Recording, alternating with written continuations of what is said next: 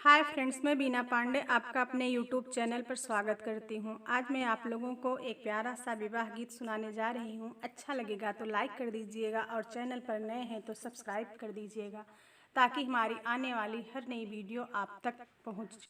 पूरबू के देशवा से आवेला पंडितवा, हाथ ली है पोथिया पुराण।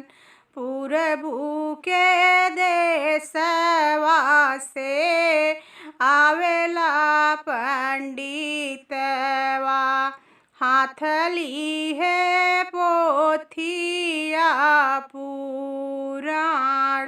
आवऊं पंडित जी गन मोरे बैठऊं, देबै सतरंगिया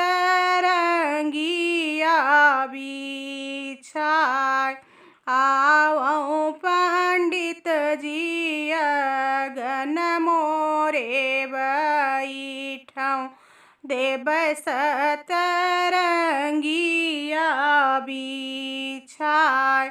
खोलऊं न पंडित भैया पोथिया पुराण, बाचऊं नैहर जी के हाल।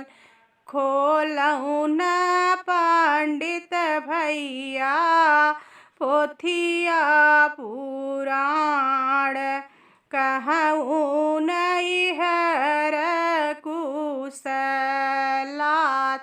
तोहरे नैहर बेटी खैर कुशल बाटे।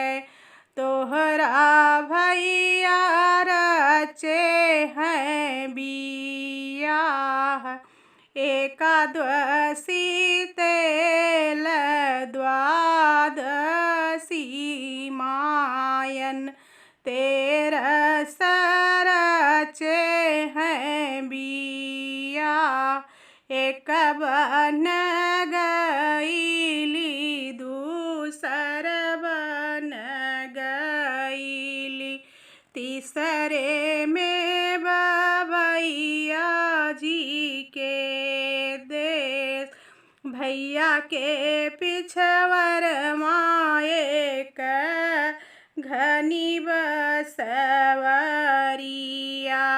फटी महाराज चीर।